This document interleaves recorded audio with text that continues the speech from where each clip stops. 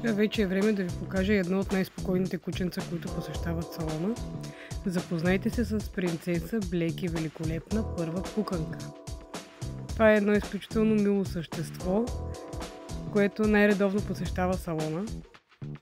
Не обичам да използвам тези нейлонови или пластмасови гъби с дупките.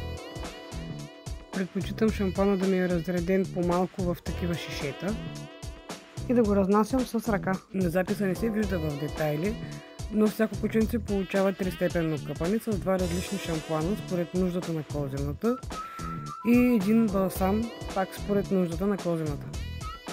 Но пък виждаме принцеса колко много обича къпането.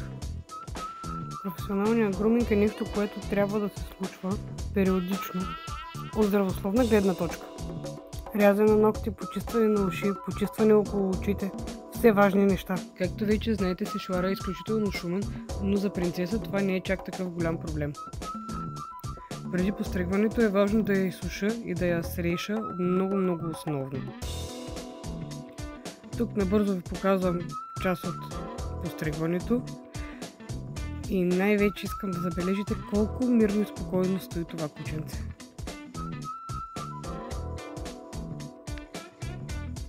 Тя, както и принц Карамел, имат уникални прически според желанието на тяхната малка собственичка. Ето я вече принцеса, готова да си ходи.